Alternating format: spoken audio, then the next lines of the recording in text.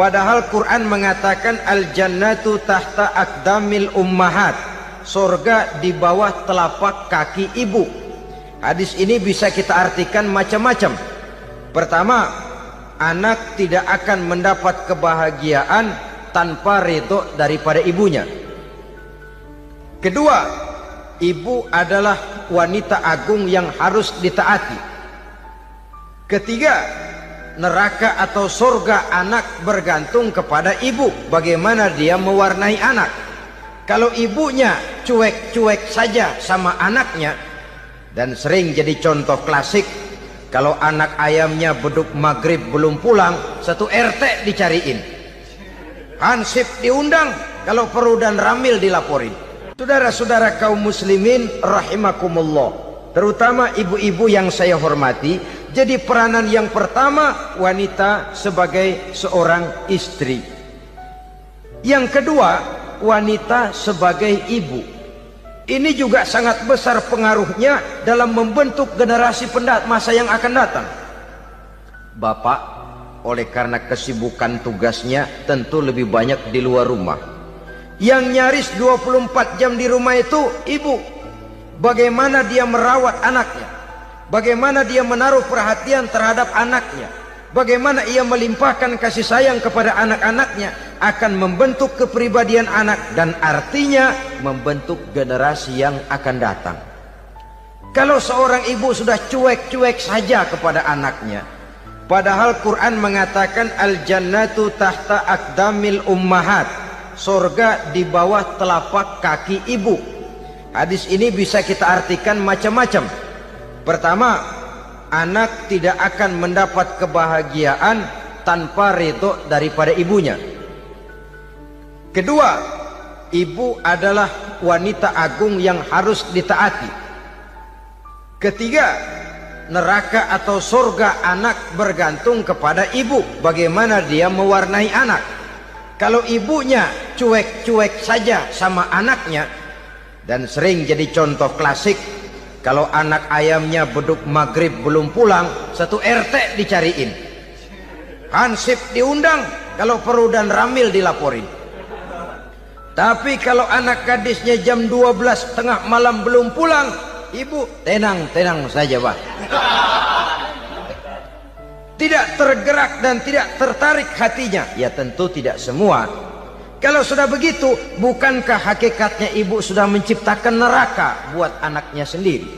Khalil Gibran dalam satu tamsil yang indah pernah mengatakan, kalau kita diberikan sebutir mutiara, sebutir intan, dan intan itu sebutirnya sebesar telur ayam, benda yang sangat langka dan berharga, tentu kita sayang intan atau mutiara itu. Kita jaga baik-baik, kita simpan dalam kotak, kotaknya kita kunci, kotak itu kita simpan di dalam lemari, lemarinya kita kunci lagi, lemarinya ada di dalam kamar, kamarnya pakai pintu, pintunya kita kunci lagi, kamar itu ada dalam rumah, rumahnya pakai pintu, dikunci lagi, kemudian rumahnya pakai pintu gerbang besar, gerbangnya juga digembok lagi. Untuk menjaga intan itu jangan sampai hilang, begitu usaha kita berlapis-lapis. Dan intan itu sudah diberikan kepada kita, kata Khalil Gibran. Apa dia? Anak-anak yang diamanahkan Allah kepada kita. Itu intan-intan mahal, itu mutiara-mutiara pilihan yang dititipkan dan diamanahkan untuk kita jaga sebaik-baiknya. Haruskah dia sia-sia di tangan kita? Assalamualaikum warahmatullahi wabarakatuh. Ala alihi wa sahbihi ajma'in, amma ba'du. Saudara-saudara kaum muslimin rahimakumullah, salah satu dari misi Islam ialah mengangkat harkat dan martabat manusia yang sebelumnya dibedakan oleh warna kulit, oleh suku bangsa dan bahasa, seluruhnya diikat dengan satu akidah, menghilangkan perbedaan akibat warna kulit, suku bangsa dan bahasa. Termasuk dalam upaya itu betapa Islam telah mengangkat harkat dan martabat kaum wanita. Maka pada pertemuan kali ini kita akan membicarakan tentang peranan wanita sepanjang pandangan agama. Sebelum Islam datang, nasib perempuan nyaris hanya berputar di segitiga saja. Dapur, sumur, kasur. Kasur, sumur, dapur. Seolah-olah wanita terpaut dengan 3 itu tadi. Seolah-olah wanita tidak bisa berbuat lebih banyak daripada itu. Bahkan di tengah masyarakat jahiliyah, bayi perempuan mendatangkan aib sehingga mereka lalu dikubur hidup-hidup. Maka datang Islam dengan tegas mencanangkan satu revolusi yang mengangkat harkat dan martabat kaum wanita. Nabi bersabda, "An-nisa'u imadul bilad. Iza saluhat saluhal bilad, wa iza fasadat fasadal bilad." Wanita adalah tiang negara. Jikalau baik wanita, baiklah negara. Jikalau rusak wanita, hancurlah negara. Dalam berbagai ayat Al-Quranul Karim menjelaskan tentang wanita dan peranannya. Al-Quran bercerita tentang Siti Hawa. Al-Quran bercerita tentang anak perempuan Nabi Adam, Iklimah dan Labuda yang menyebabkan Habil dan Qabil saling berbunuh-bunuhan. Al-Quran menceritakan bagaimana ibunya Nabi Musa mendapat wahyu untuk menghanyutkan anaknya di hilir sungai Nil. Al-Quran bercerita tentang Siti Maryam, ibu daripada Nabi Isa. Al-Quran bercerita tentang 2 putri Nabi Yusuf, yang akhirnya salah satunya menjadi istri daripada Nabi Musa. Pun Al-Quran bercerita tentang Ratu Balkis, seorang wanita yang menjadi penguasa di negeri Sabah, yang demikian besar pengaruhnya dan wawasannya. Dan banyak lagi Al-Quran menceritakan keadaan kaum wanita, sampai-sampai dalam Al-Quran ada satu surah yang dinamakan surah An-Nisa. Ini seluruhnya berarti bahwa Al-Quran telah menempatkan kaum wanita dalam satu posisi yang mulia dan terpuji. Al-Quran memberikan emansipasi, bahwa wanita berhak mengejar kemajuan sebagaimana halnya kaum laki-laki. Tetapi sungguh pun demikian, Al-Quran tetap memberikan batasan-batasan sepanjang emansipasi itu tidak bertentangan dengan kodrat kewanitaan itu sendiri. Kalau persamaan dan kemajuan, kalau emansipasi dan hak asasi sudah tidak sesuai lagi dengan kodrat kewanitaan, pada akhirnya bukan mengangkat harkat dan martabat kaum wanita, justru malah merendahkan derajat dan martabat kaum wanita itu sendiri. Seperti sebagian besar wanita ini, mereka berteriak menuntut tentang persamaan hak, tapi mereka melupa apa batasan daripada persamaan hak itu sendiri. Sesungguhnya Islam dengan segala konsepsinya yang mengangkat martabat kaum wanita itu, memberikan keleluasaan kepada kaum wanita untuk maju bersama laki-laki sepanjang tidak menginjak-injak kodrat kewanitaan itu sendiri. Kalau sudah sampai kepada menginjak kodrat kewanitaan, maka akan merendahkan martabat kaum wanita. Sebab apa? Secara fisik dan psikis, agaknya memang laki-laki sudah ditakdirkan oleh Allah untuk menjadi pembimbing bagi kaum wanita. Walaupun tidak tertutup kemungkinan wanita tampil sebagai pemimpin, tetapi dari segi fisik biologis misalnya, laki-laki itu diciptakan kekar, kuat untuk memikul dan melaksanakan tugas-tugas yang berat. Sedangkan perempuan pada umumnya adalah lembut, ayu, lemot, denok, geboy, dan lain sebagainya. Maka kalau kita baca sejarah, Allah itu belum pernah mengutus rasul perempuan. Semua rasul laki-laki. Sebab apa? Secara fisik biologis tugas kerasulan lebih dimungkinkan oleh seorang laki-laki. Tugas rasul itu berat. Kadang-kadang perang, dicaci maki, berhadapan dengan ujung tombak, ujung pedang dan lain sebagainya. Makanya seluruh rasul laki-laki, dan Allah belum pernah mengutus rasul perempuan. Dari segi lain, perempuan itu banyak terhalang untuk melaksanakan ajaran agama.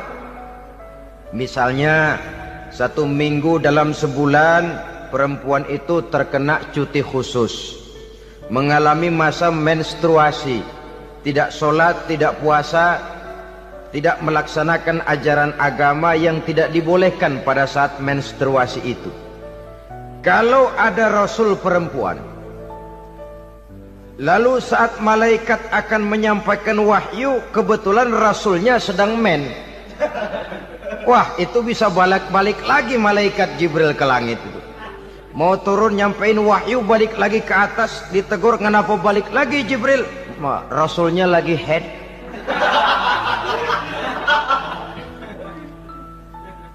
Atau pada saat agama dalam bahaya, agama dalam hinaan, agama dalam ancaman, rasulnya perempuan kebetulan sedang hamil besar.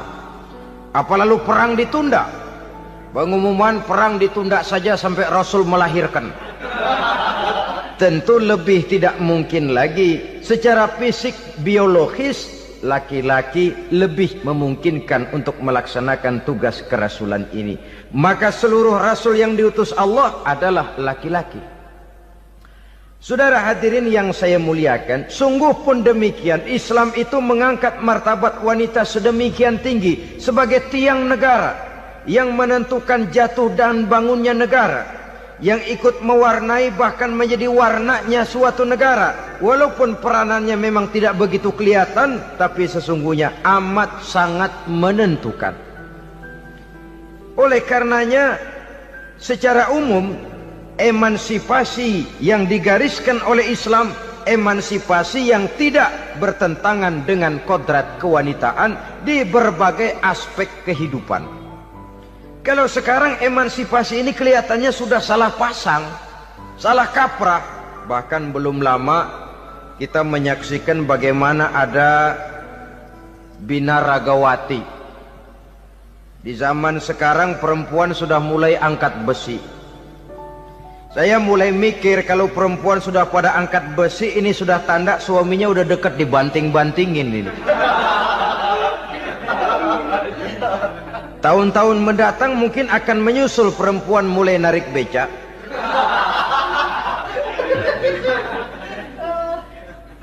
Nampaknya kan sudah tidak lagi mengindahkan kodratnya sebagai wanita. Ada olahraga yang hanya pantas dikerjakan oleh laki-laki. Oleh karena itu pada kesempatan ini kita akan mencoba melihat peranan wanita dari berbagai dimensinya. Yang pertama, peranan wanita sebagai istri. Adalah Rasul memilih istri pertamanya Sayyidatuna Khadijah radhiyallahu anha. Kalau pilihan utama beliau pertama kali nikah dengan Siti Khadijah, jelas itu pilihannya bukan karena kecantikan. Kenapa? Beliau nikahi Siti Khadijah dalam usia 40 tahun Khadijah dan 25 tahun Rasul. Statusnya janda pula. Kalau beliau seorang pemburu kembang, pemburu bunga, kenapa mesti nikah dengan janda berumur 40 tahun? Sedangkan beliau waktu itu masih berumur 25 tahun. Apa sasaran utamanya? Bisa kita lihat nanti. Setelah beliau diangkat menjadi Rasul, ternyata Khadijah lebih daripada seorang istri. Beliau masuk ke dalam staf Nabi. Orang lain beliau belum beriman, beliau malah beriman lebih dahulu sebagai perempuan pertama yang masuk Islam. Orang lain memusuhi Nabi, beliau malah mengorbankan hartanya untuk membantu perjuangan Nabi. Istri setia semacam ini dengan peranannya sebagai istri yang sedemikian rupa, memberikan andil yang sangat besar bagi kesuksesan dan keberhasilan seorang suami. Sebaliknya, seorang istri bisa mempengaruhi suaminya. Seorang suami yang jujur, polos, lugu, sederhana bisa jadi koruptor ulung kalau didorong-dorong oleh istrinya. Seorang istri Pak Lurah memang tidak ikut mengatur kelurahan, tapi dia bisa mewarnai suaminya. Seorang istri gubernur memang tidak ikut mengatur provinsi, tapi dia bisa mewarnai suaminya. Sepanjang warnanya positif, tentu sangat baik dan sangat diharapkan. Tetapi kalau warnanya negatif, kiamatlah akibatnya umat ini. Oleh sebab itu, peran pertama dari kaum wanita sesungguhnya adalah sebagai istri yang mendampingi suami untuk mengolah dan melaksanakan tugas-tugas besar. Dari seorang yang paling kecil sampai kepada seorang yang punya jabatan paling tinggi sekalipun, pengaruh dan peranan istri memang sangat menentukan. Saudara hadirin kaum muslimin rahimakumullah, itulah sebabnya Nabi menikah dengan Siti Khadijah.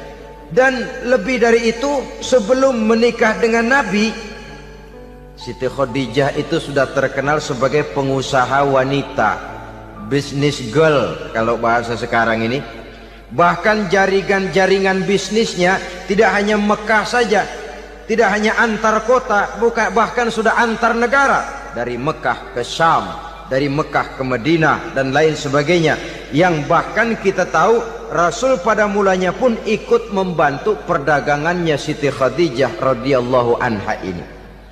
Jadi kalau bercermin dari karier Siti Khadijah, boleh saja wanita bergerak di bidang bisnis, asal memang profesi, bukan karena dengan senjata dan modal kecantikan lalu membujuk dan merayu orang sampai telak sehingga bisnisnya berjalan lancar dengan jalan menjual kecantikannya. Tidak, bergerak di bidang bisnis yang memang profesinya di situ. Tidak ada salahnya. Bisa saja perempuan menjadi bisnis girl seperti yang dicontohkan oleh Siti Khadijah radhiyallahu anha ini. Sebab itu, kontes-kontesan yang hanya bertitik kepada rupa yang ayu saja, rupa yang cantik saja, sesungguhnya bukan hanya tidak bermanfaat, tapi saya pikir juga sangat tidak mendidik. Yang mengajar anak-anak remaja putri kita untuk berlomba-lomba hidup dalam kepalsuan. Alis mata palsu, hidung pesek dimancungin palsu, operasi plastik. Alis matanya dikerik, bikin yang palsu. Tai lalat lagi bikin yang palsu.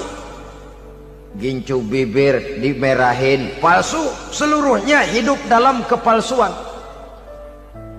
Akan lebih baik kalau kita ini misalnya mengadakan kontes yang menitik beratkan kepada ketinggian IQ, kecerdasan, kemampuan, skill, keahlian dan kemampuan.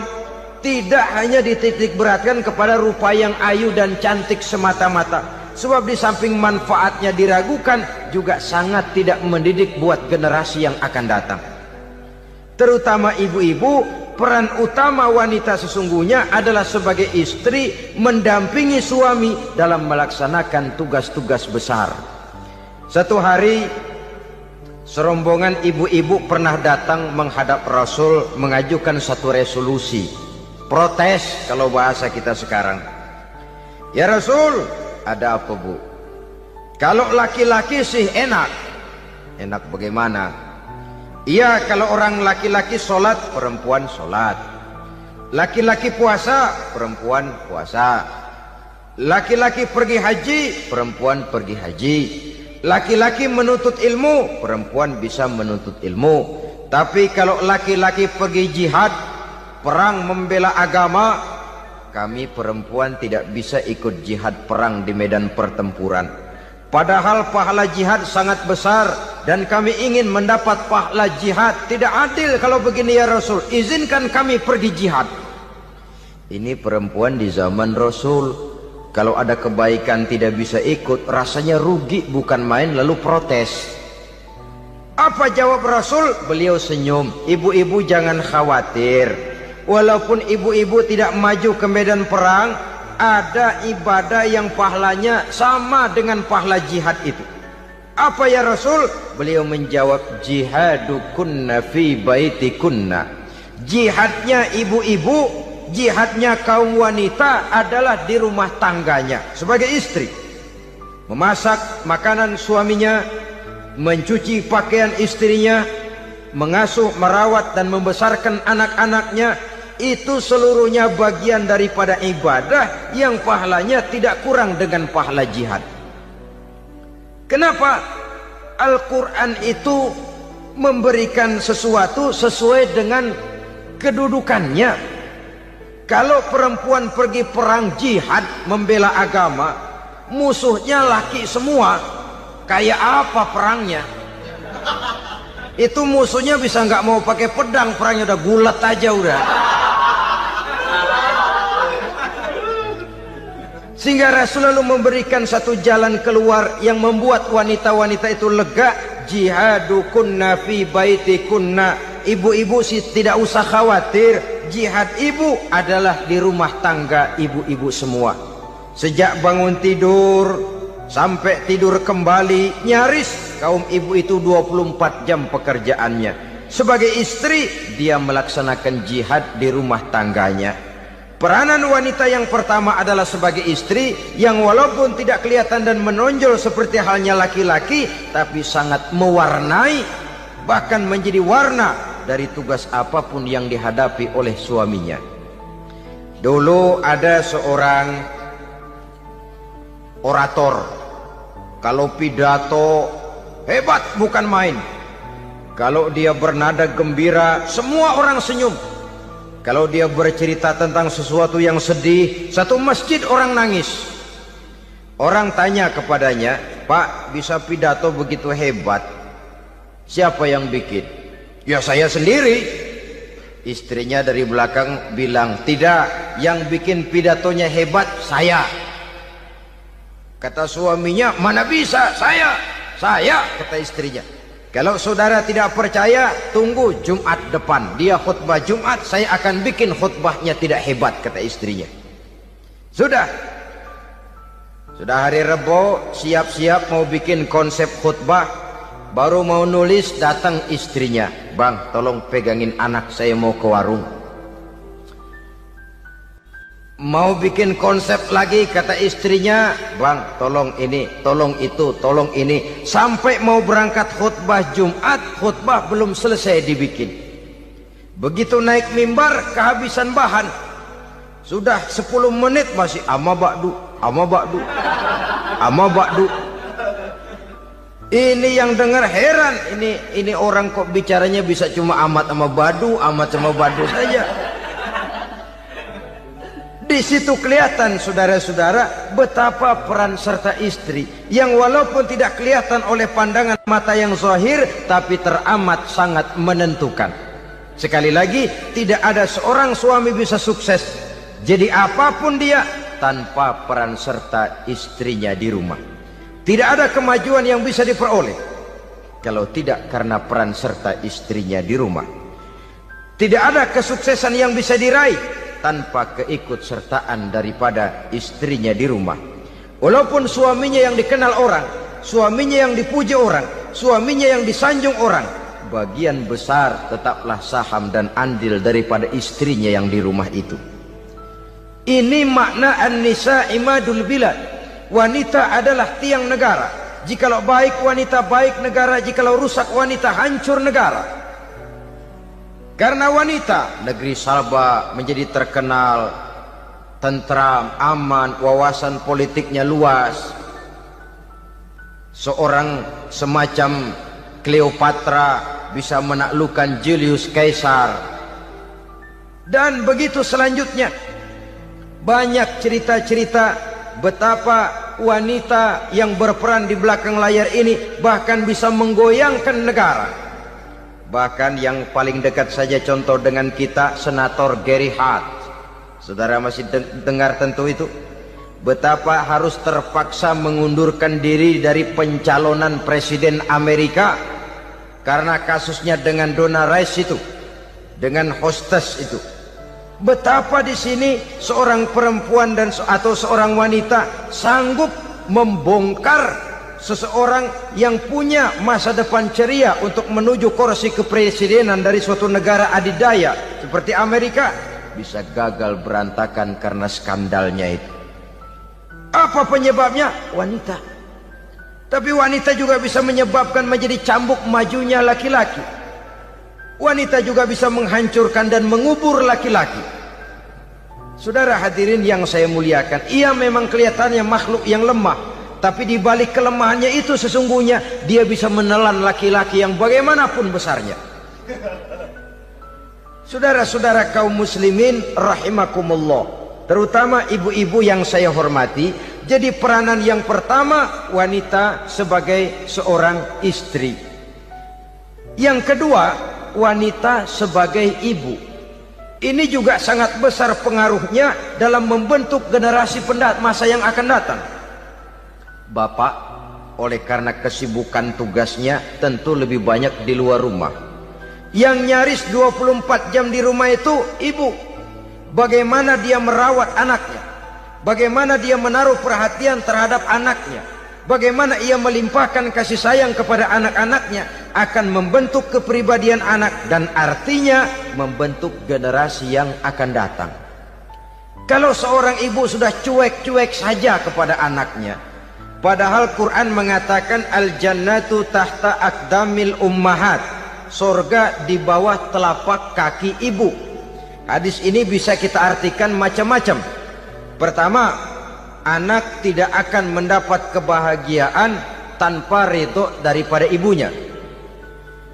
Kedua, ibu adalah wanita agung yang harus ditaati. Ketiga, neraka atau surga anak bergantung kepada ibu, bagaimana dia mewarnai anak. Kalau ibunya cuek-cuek saja sama anaknya, dan sering jadi contoh klasik, kalau anak ayamnya beduk maghrib belum pulang, satu RT dicariin, hansip diundang, kalau perlu dan ramil dilaporin. Tapi kalau anak gadisnya jam 12 tengah malam belum pulang, ibu tenang-tenang saja, Pak. Tidak tergerak dan tidak tertarik hatinya. Ya tentu tidak semua. Kalau sudah begitu, bukankah hakikatnya ibu sudah menciptakan neraka buat anaknya sendiri? Khalil Gibran dalam satu tamsil yang indah pernah mengatakan, kalau kita diberikan sebutir mutiara, sebutir intan, dan intan itu sebutirnya sebesar telur ayam, benda yang sangat langka dan berharga, tentu kita sayang intan atau mutiara itu.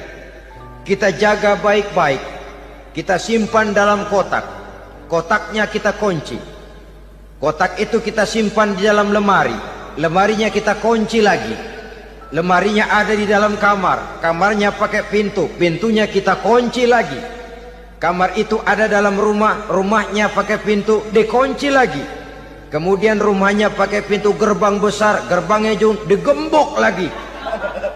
Untuk menjaga intan itu jangan sampai hilang, begitu usaha kita berlapis-lapis. Dan intan itu sudah diberikan kepada kita, kata Khalil Gibran. Apa dia? Anak-anak yang diamanahkan Allah kepada kita. Itu intan-intan mahal, itu mutiara-mutiara pilihan yang dititipkan dan diamanahkan untuk kita jaga sebaik-baiknya. Haruskah dia sia-sia di tangan kita? Haruskah dia merana jatuh di tangan ibu yang tidak punya tanggung jawab? Saudara hadirin yang saya muliakan, oleh karenanya peranan sebagai ibu ini sangat menentukan bagi pembentukan generasi yang akan datang. Salah ibu mengarahkan anak, akan lahir generasi mendatang yang tidak kita harapkan. Sehingga Nabi bersabda, kullu mauludin yuladu 'alal fitrah fa abawaihi yuhawwidanihi aw yunassiranihi aw yumajjisanihi. Setiap bayi dilahirkan dalam keadaan suci, setiap bayi dilahirkan dalam keadaan bersih, tidak punya dosa. Islam tidak mengenal dosa warisan. Semua saja bayi lahir dalam keadaan suci dan bersih. Kalau demikian lalu bagaimana? Kata Nabi, ibu bapaknya lah yang kelak akan menjadikan anak itu sebagai Yahudi, yang kelak menjadikan itu anak itu sebagai Nasrani, atau menjadikan anak itu sebagai Majusi. Ibu bapaknya yang mewarnai anak. Ibaratnya anak itu kertas putih, mau ditulis tinta hijau warnanya hijau, mau ditulis tinta merah warnanya merah, mau ditulis tinta hitam pun warnanya hitam. Oleh karena itu pembentukan anak yang soleh secara mental sesungguhnya sudah diwarnai oleh kebiasaan ibu bapak dalam pergaulan di rumah tangganya secara mental. Sehingga dengan demikian saudara-saudara, salah kaprah ibu dalam mengarahkan anak-anaknya akan melahirkan generasi penerus yang sungguh-sungguh tidak kita harapkan, dan pada gilirannya akan membahayakan perkembangan bangsa dan negara, membahayakan kita sebagai suatu umat. Apalagi sekarang ini masih banyak orang-orang muslim, orang-orang tua muslim yang kadang-kadang menyekolahkan anaknya di sekolah yang membahayakan akidahnya, mematikan imannya, menghancurkan tauhidnya. Pokoknya asal bonafid keluar sekolah ada jaminan lapangan kerja, perkara anak mau kafir mau murtad bukan urusan. Alangkah ironi dan sangat menyedihkan. Saudara-saudara yang saya hormati, jadi dari segi kaum wanita peranan ibu sangat besar. Dari segi anak, ketaatan kepada ibu, doa restu ibu akan membawa kepada kebahagiaan hidup. Doa ibu mustajabah, kutukan ibu manjur. Beberapa hikayat dan riwayat menjadi contoh dan tamsil buat kita betapa tidak ada satu kebahagiaan di dunia ini yang bisa ditegakkan tanpa doa restu daripada ibu. Pantas kalau dalam Al-Quran ada Ummul Kitab, ibunya atau induknya kitab. Tiap negara punya ibu kota, bapak kota tidak ada. Lalu lagi wawasan Nusantara disebut Ibu Pertiwi, Bapak Pertiwi kemana tahu. Saudara hadirin yang saya muliakan, lalu dalam peringatan hari-hari besar nasional ada yang namanya Hari Ibu. Hari Bapak nggak pernah diperingati. Ada Hari Ibu, dan ibu itu pun ada Ibu Kartini, ada Ibu Dewi Sartika, dan macam-macam lagi yang seluruhnya merupakan refleksi dan gambaran betapa peranan kaum wanita di dalam kehidupan ini yang memang banyak mewarnai dan menjadi warna dari suatu kegiatan.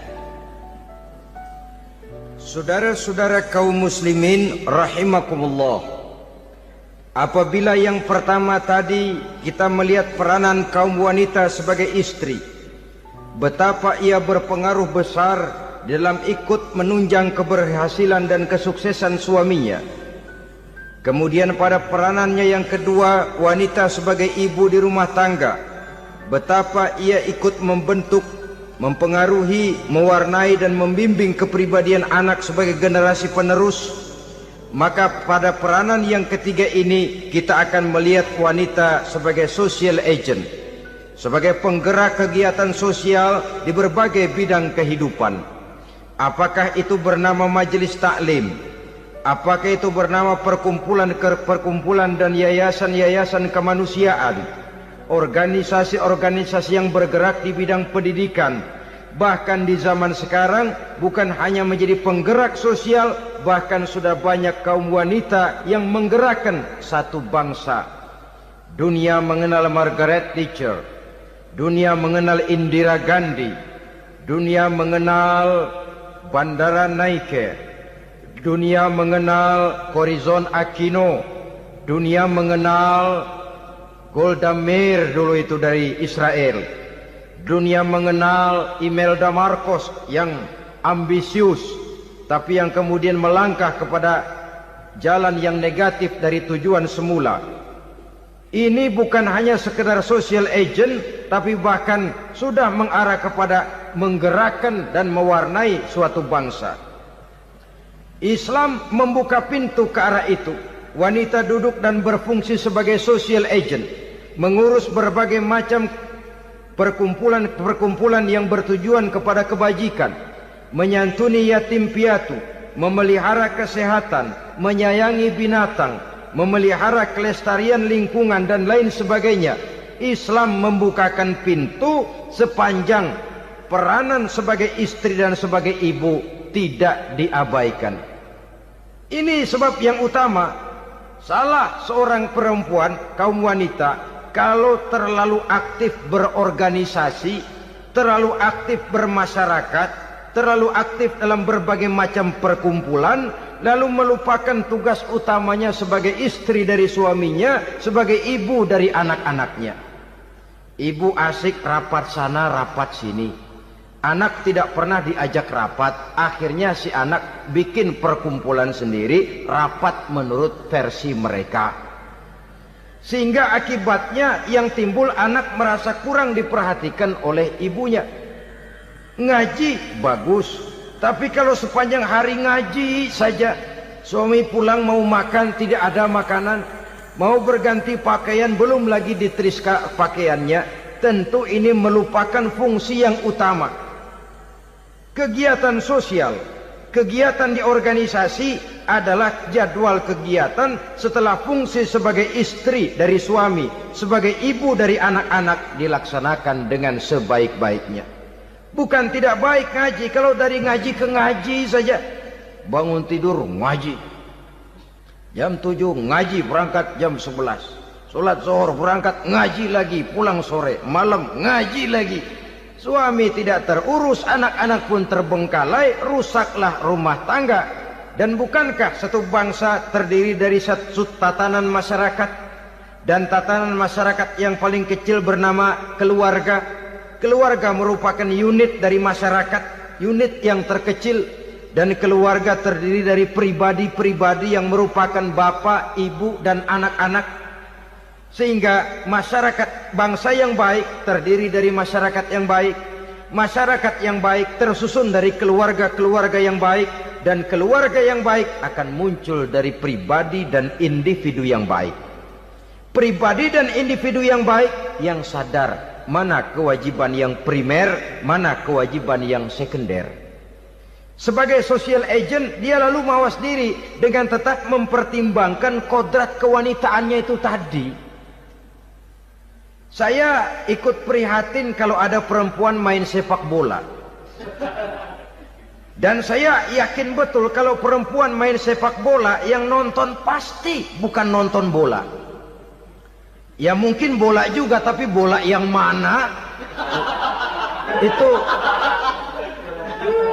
Itu wallahu a'lam. Boy, ya dicari olahraga yang sesuai dengan kodrat kewanitaan begitu. Dicarilah olahraga yang sesuai dengan kodrat kewanitaan. Sepak bola sudah maju, ya belakangan saya katakan tadi muncul lagi wanita angkat besi. Belakangan bisa kita bayangkan wanita main tinju. Babak belur sudah kalau sudah begitu. Kemajuan dengan melupakan kodrat kewanitaan akan menyengsarakan kaum wanita itu sendiri. Silahkan maju menjadi social agent, menjadi penggerak di masyarakat. Para istri Rasul bisa kita jadikan satu figur. Siti Khadijah, figur sebagai istri pendamping yang setia. Dikala suaminya bingung, ia tampil memberikan pandangan.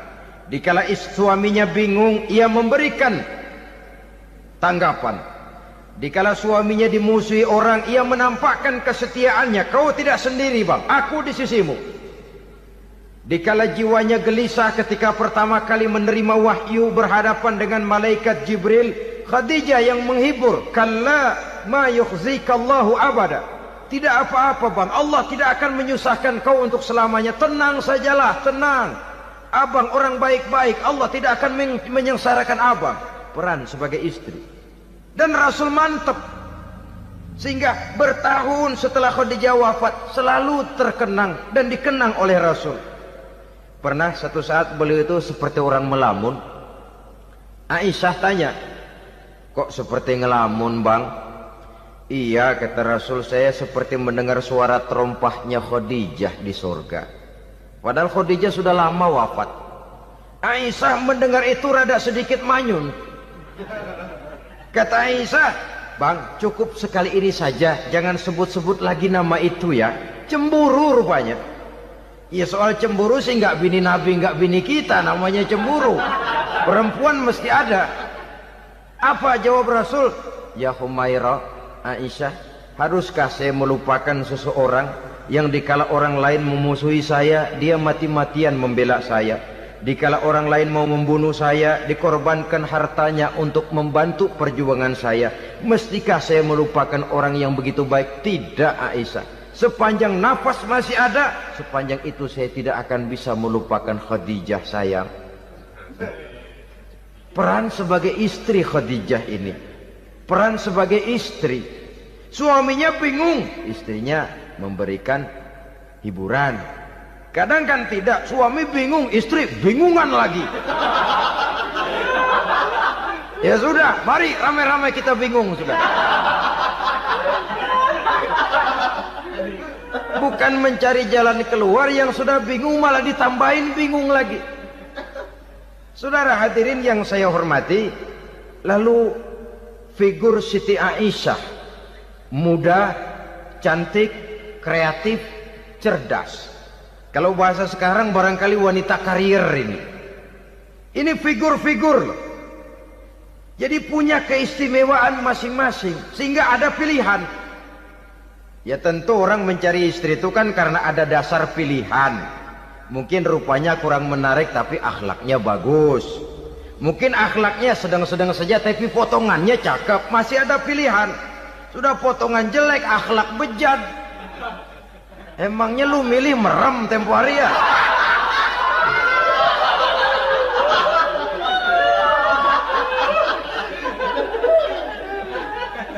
Sudah nggak ada pilihan apa-apa. Lalu ada istri yang punya keistimewaan karena sifatnya yang sabar. Ada yang wataknya itu pemurah. Ada yang sifatnya itu belas kasih.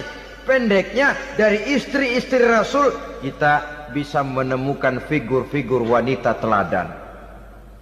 Sehingga keliru kalau kaum orientalis barat mengatakan Rasulullah itu katanya sesungguhnya adalah seorang seks mania. Istrinya banyak. Oh ini memang bajingan ini orientalis ini.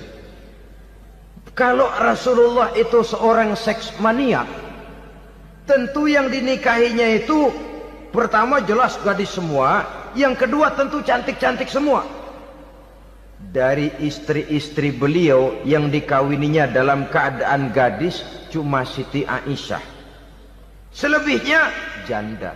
Apa pertimbangannya? Menyantuni yatim-yatimnya, mengayomi janda-janda yang ditinggal suaminya gugur di medan perang, untuk memperkuat keimanannya. Itu pilihan utama Rasul.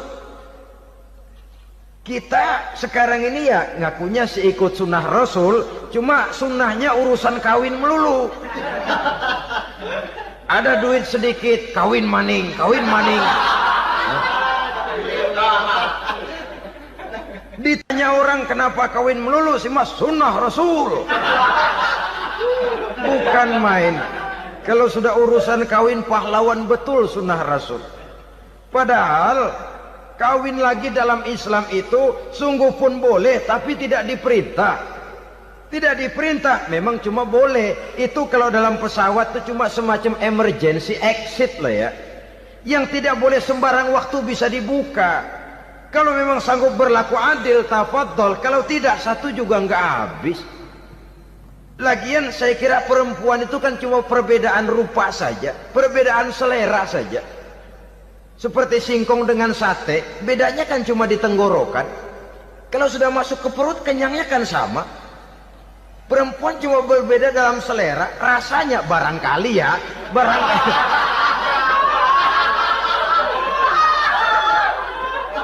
Barangkali tidak jauh beda. Saudara hadirinlah, Islam ini mengatur lewat pintu yang dinamakan nikah itu tadi, sehingga dengan demikian bisa dinikmati secara tenang, tentram. Tidak usah manusia ya, kucing saja. Coba lihat kucing. Kalau ikan dia boleh nyolong, kucing itu boleh curi, makannya nggak tenang kucing. Coba lihat ini. Asal dia nyolong ikan, makannya juga mindik-mindik, matanya nengok kiri nengok kanan, ada sedikit gerusak kabur. Secara nalurinya kucing tahu kalau ini ikan curian, makannya nggak tenang dia. Tapi kalau ikan kita kasih, kucing anteng, geledek juga nyamber, manteng aja dia. Nalurinya mengatakan ini ikan dikasih sama yang punya, tenang dia. Saudara hadirin yang saya hormati, orang juga gitu. Kalau hubungan suami istrinya sudah sah, diikat dengan akad nikah, tenang, anteng, nggak gerasak gerusuk, nggak kayak diubur-ubur maling. Anteng aja, dia yang ngintip juga buah cuek aja udah. Biarin aja dia ngintip, capek sendirilah.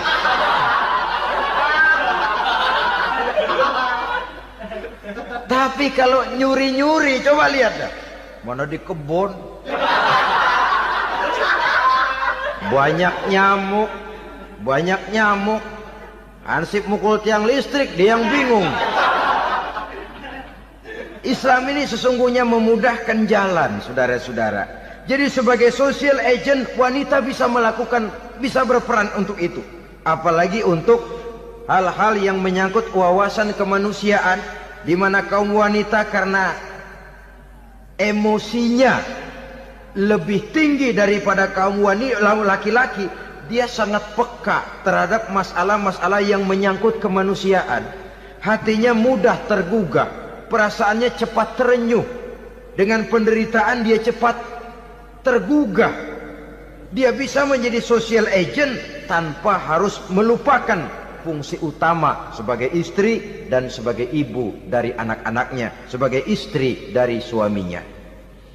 Saudara hadirin yang saya muliakan, dahulu Al-Quran pernah menceritakan betapa istri-istri pembesar di istana mewah di zaman Nabi Yusuf, kalau istilah sekarang nyonya-nyonya jet set, nyonya-nyonya VIP, betapa mereka mau memporak-porandakan keimanan seorang pemuda seperti halnya Nabi Yusuf alaihi salam. Dan Nabi Yusuf kemudian ternyata tidak mau jadi gigolo yang kerjanya hanya menyenangkan wanita-wanita jet set kelas VIP ini tadi. Sesungguhnya ini cuma satu simbol yang kejadiannya bisa saja terjadi pada zaman modern dalam versi dan kondisi yang berbeda. Namun bagaimanapun juga wanita dengan peranannya sebagai social agent, sebagai penggerak masyarakat, sangat besar pengaruhnya dalam ikut mewarnai perkembangan suatu negara. Seorang suami perlu memberikan dorongan kalau istrinya aktif di bidang sosial, asal dengan catatan saja, fungsi sebagai istri, fungsi sebagai ibu jangan sampai terlantar karenanya. Bahkan saya katakan tadi, di zaman sekarang wanita tidak lagi hanya berfungsi sebagai social agent, bahkan sebagai national agent, penggerak dari satu bangsa. Muncul wanita-wanita yang jadi menteri, yang jadi anggota DPR, bahkan yang jadi kepala desa dan lain sebagainya. Secara umum memang ar-rijal qawwamuna 'alan nisa. Laki-laki adalah pembimbing bagi kaum wanita karena kelebihan fisik biologis, kelebihan kemampuan intelektual dan lain sebagainya. Namun wanita pun boleh saja menjadi social agent sepanjang catatan yang saya sampaikan tadi.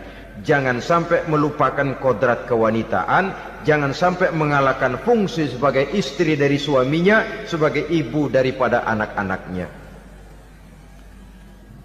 Nah, kemudian fungsi yang keempat di bidang ilmu pengetahuan. Islam memberikan kesempatan yang sama kepada kaum wanita. Thalabul ilmi faridatun ala kulli muslimin wa muslimatin. Menuntut ilmu itu wajib hukumnya bagi orang Islam, baik laki-laki maupun perempuan.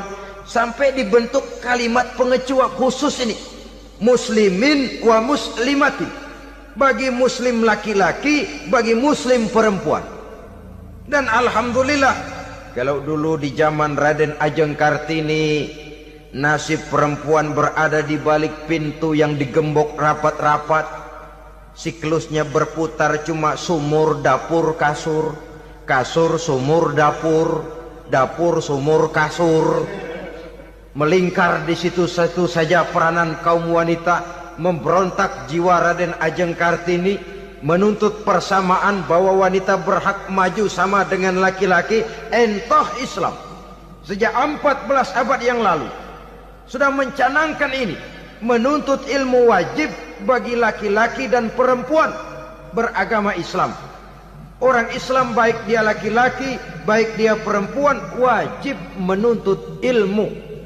Ilmu dalam artian umum, tidak hanya sekedar fikih tauhidnya, ya di bidang kedokteran, di bidang teknik, di bidang hukum dan lain sebagainya. Ini yang perlu dibanggakan. Kalau perlu, ini yang perlu diadakan kontes. Kontes IQ, wanita yang paling berprestasi di bidang ilmiah, wanita yang punya prestasi di bidang menjaga kelestarian lingkungan hidup, wanita yang punya prestasi menggerakkan sosial, menyantuni yatim piatu, memelihara kesehatan. Adakan kontes macam itu untuk mendorong. Ini enggak, kalau kontes yang diukur betis, bibir, pinggul, payudara, lubang hidung, ukur sekalian kita. Apa manfaatnya dan apa unsur pendidikan yang ada di dalamnya? Tidak menguntungkan, tidak mendidik, dan tidak membawa manfaat. Kecuali lalu yang timbul pola hidup konsumen, pola hidup konsumer, pola hidup yang material, pola hidup yang wah, pola hidup yang gemerlapan. Ya, kalau oleh anak-anak muda yang terjangkau. Kalau tidak, dia hanyut ditelan mimpinya. Dia ingin bergaya hidup jet set, sementara dia dihadapkan oleh kenyataan bahwa dia tinggal di kampung, ibu bapaknya orang kampung, dan lain sebagainya. Jiwanya berontak, terjadilah kegalauan, terjadilah kerancuan, terjadilah komplikasi, perang di batin antara keinginannya dengan lingkungan nyata yang dihadapinya. Dan kalau sudah ada gejala semacam itu, penyakit-penyakit kejiwaan akan mudah muncul. Ini gejala terutama buat orang-orang yang tinggal di daerah transisi. Kota besar bukan, kampung banget juga enggak. Daerah cekak. Akibatnya gayanya ya sering gaya enggak karu-karuan. Gaya kepalang tanggung jadinya. Saudara hadirin yang saya muliakan, akhirnya apa? Santri tapi lagunya kayak koboi. Koboi tapi sesungguhnya santri. Saudara hadirin yang saya hormati, maka di bidang ilmu pengetahuan wanita mempunyai peranan yang sangat besar. Dia bisa tampil dengan karya-karya ilmiahnya yang membawa manfaat bagi perkembangan agama, bangsa dan negaranya. Majulah kaum wanita dengan ilmu pengetahuan, tuntutlah ilmu seluas-luasnya. Kita hidup di satu negara yang merdeka, kita beragama yang memberikan satu keyakinan bahwa menuntut ilmu merupakan kewajiban, bahwa peranan wanita tidak hanya di belakang dapur, lain sebagainya, yang seluruhnya terpantul dari dinamika kehidupan kaum wanita. Saudara-saudara kaum muslimin rahimakumullah. Kemudian yang kelima, peranan wanita dalam bidang agama. Kita bersyukur sekarang ini gejalanya dimanapun pengajian, biasanya lebih ramai pengajian ibu-ibu dari bapak-bapak. Peringatan hari-hari besar keagamaan, biasanya lebih ramai ibu-ibu daripada bapak-bapak. Pengajian ibu lebih ramai. Padahal kalau bicara sibuk, lebih sibuk ibu daripada bapak misalnya. Kalau sudah pengajian bapak-bapak, biasanya pengajiannya ramai cuma 3 giliran itu. Pembukaan, maulid, penutupan. Kalau sudah yang rutin pengajian tiap minggu, 3 pojok yang ngaji. Yang atuh nguap, yang atuh pules, yang atuh ngiler.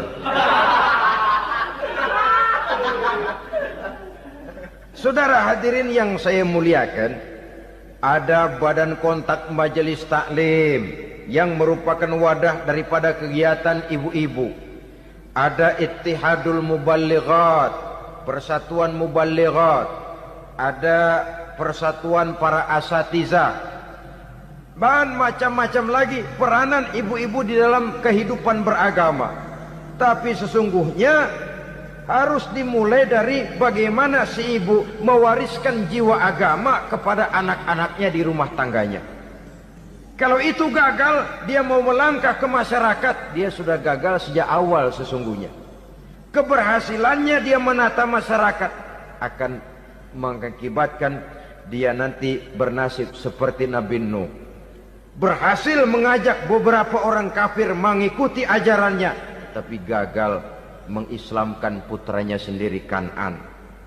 Bukan tidak berusaha, tapi memang Allah sudah menghendakinya sedemikian untuk menjadi contoh buat kita semua. Yang penting orang tua berusaha dan berikhtiar. Kalau sudah berusaha dan berikhtiar, anak ternyata memang sulit diurus, barangkali memang fotokopinya Kan'an tuh anak. Ya orang tua kalau sudah berusaha, ya tawakallah. Jangan belum berusaha lalu berkata, jangan anak kita, anak Nabi aja ada yang bengal. Ngajar tidak mau, mengajar anak tidak mau, mendidik anak tidak mau, lalu mencontoh Nabi, salah kaprah namanya. Kaum wanita bisa berperan di dalam agama. Ketika Rasul hijrah, itu kan beliau tidak langsung ke Madinah. Dari Mekah itu beliau mengambil jalan arah ke kiri menuju Gua Sur. Ini dalam strategi militer punya makna sendiri. Jenderal yang ulung, ahli strategi militer ini. Di Gua Sur sana beliau tinggal 2 hari 3 malam. Siapa yang membawa makanan ke Gua Sur? Siapa yang menjadi kurir untuk mengintai kegiatan-kegiatan Quraisy setelah Nabi berangkat hijrah? Asma, putri Abu Bakar Siddiq radhiyallahu anhu. Jadi kurir, jadi spion, membawa makanan untuk Rasul dan ayahnya di Gua Sur. Ini peranan wanita. Di tengah bahaya, di tengah keadaan posisi terjepit, Rasul di dalam gua, diamatinya keadaan Quraisy, dilaporkannya kepada Rasul.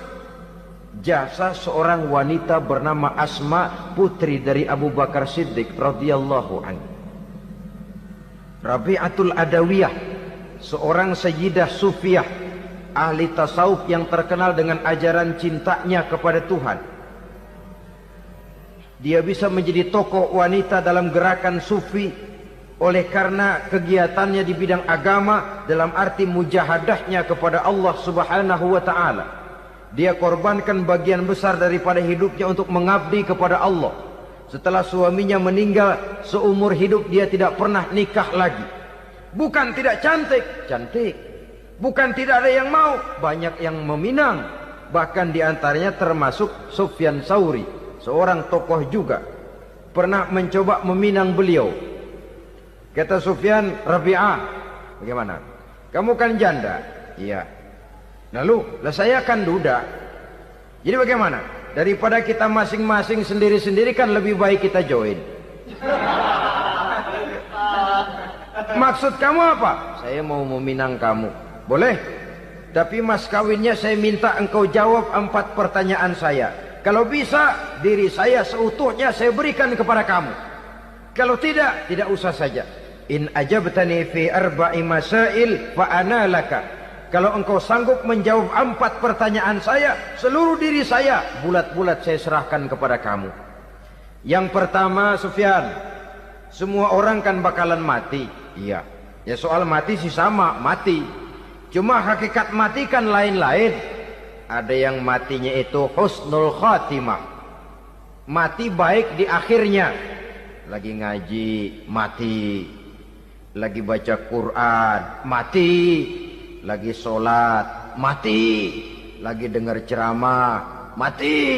Lagi sodakoh, mati. Itu mati-mati yang su'ul khatimah. Ada yang mati itu mati yang husnul khatimah, maksud saya. Ada mati itu yang disebut su'ul khatimah, jelek di penghujungnya.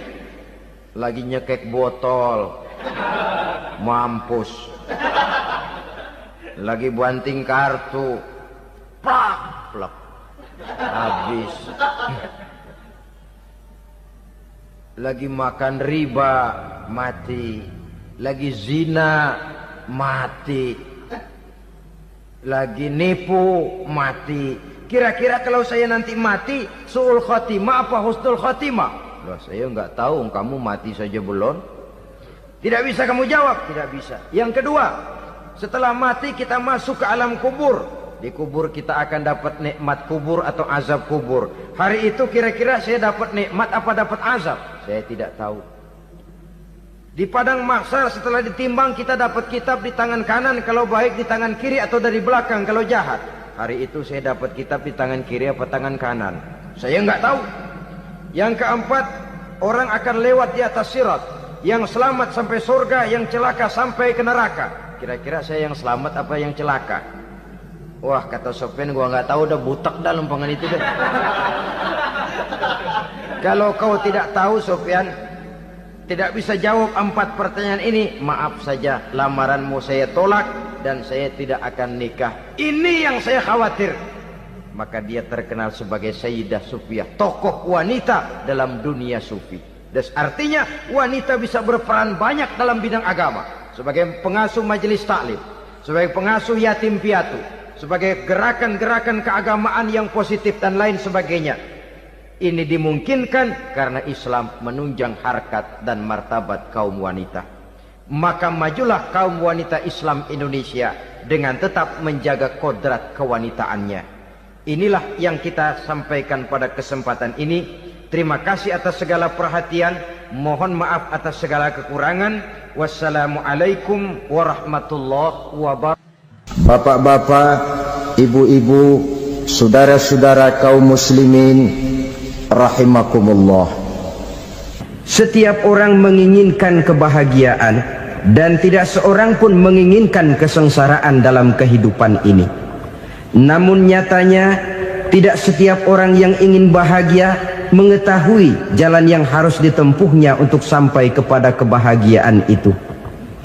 Maka pada kesempatan pertemuan kali ini saya ingin menyampaikan sebuah hadis dari junjungan kita baginda Nabi besar Muhammad sallallahu alaihi wasallam yang termuat dalam kitab Mukhtarul Ahadits An-Nabawiyah, di mana beliau bersabda, arba'un min sa'adatil mar'i.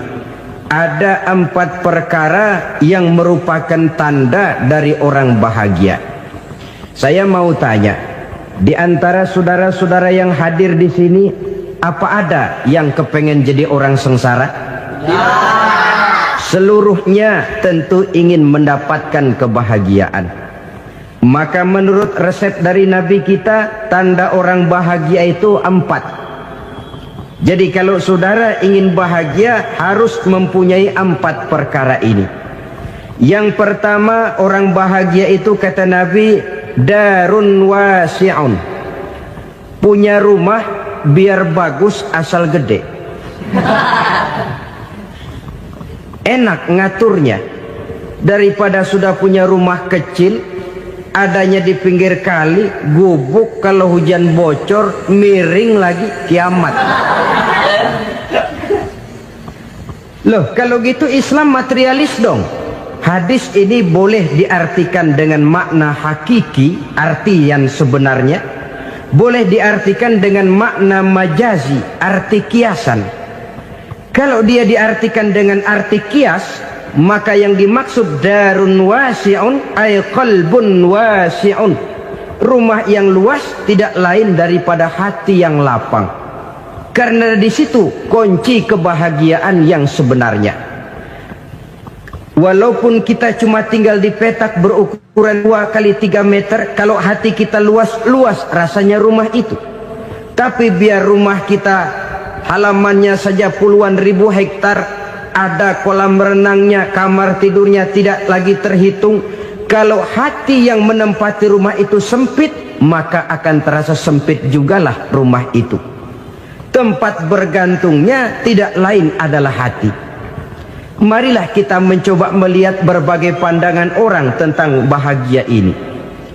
Ada orang menyangka bahwa bahagia itu kalau dia mendapatkan harta yang sebanyak-banyaknya. Siapa yang banyak harta, dialah raja. Apa yang dia mau, seluruhnya bisa dibeli. Keamanannya, dia bisa menyewa petugas. Seluruh fasilitas untuk menyenangkan kehidupannya bisa dibeli.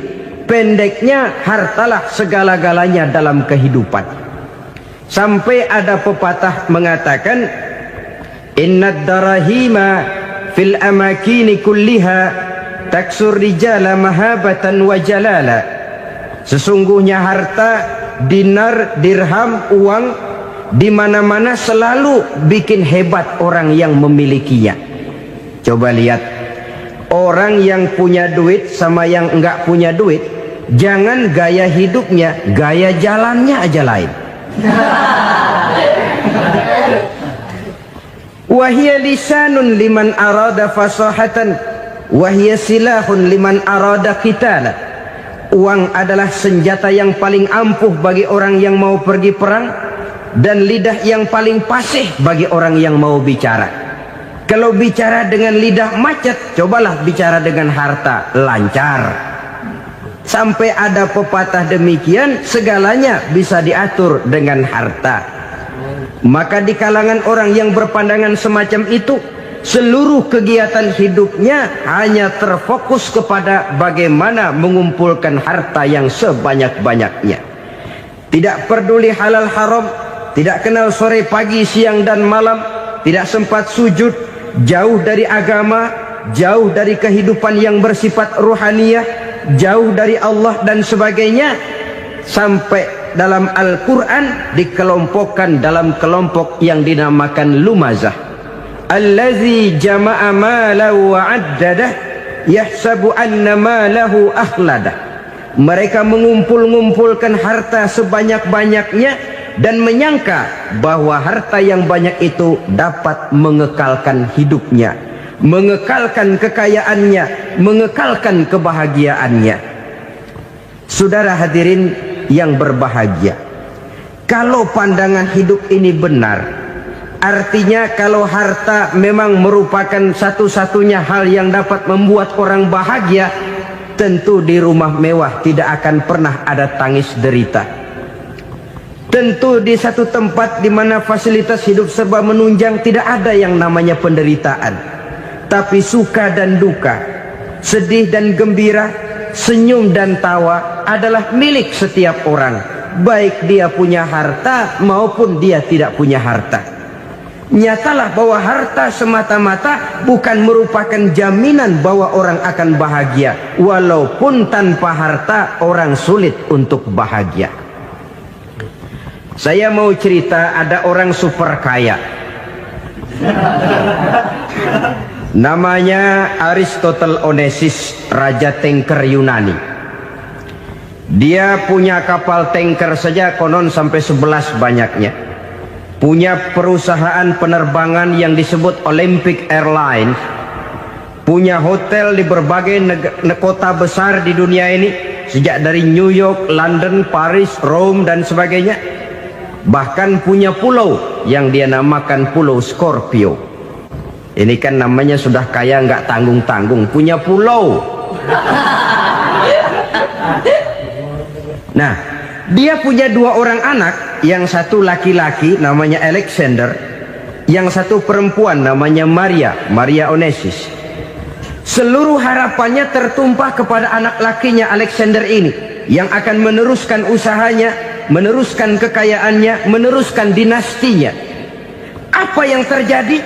Ternyata anak yang dia harapkan yang bernama Alexander ini mati muda dalam kecelakaan pada waktu dia olahraga.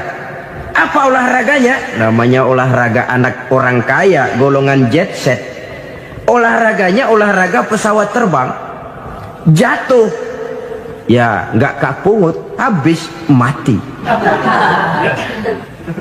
Tinggal satu anak perempuannya, Maria Onesimus. Tapi anak perempuan ini juga malah urakan. Terakhir dia pacaran, bahkan kemudian kawin sama orang Rusia. Rupanya Aristotle Onesimus ini broken. Kekayaannya yang berlimpah ruah, perusahaannya yang begitu banyak, siapa yang akan meneruskan? Siapa yang akan menggantikan? sampai kemudian dia mengurung diri di Pulau Scorpio dan mati di sana secara mengenaskan. Seorang multi jutawan, seorang yang super kaya, mati menyendiri di pulau sepi. Ibarat kata pepatah, anak ayam mati di lumbung. Bukan kekurangan makanan, keurugan makanan. Begitu kehidupan Aristotle Onassis. Dan banyak orang-orang yang sudah demikian kaya sampai dibingungkan oleh kekayaannya sendiri. Telusurilah kehidupan David Rockefeller misalnya, Henry Ford misalnya, Adnan Khashoggi misalnya. Multi jutawan yang kadang-kadang dibuat keder oleh kekayaannya sendiri.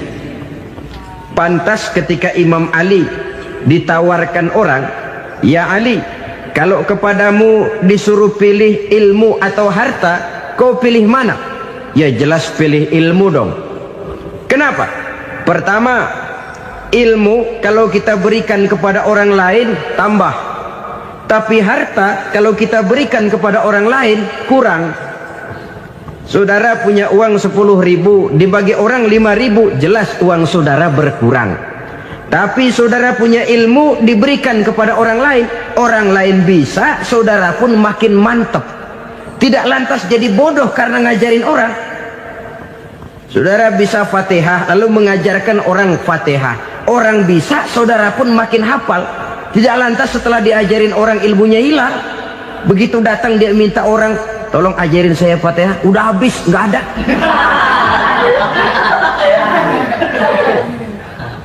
Yang kedua kata Imam Ali, ilmu menjaga kita.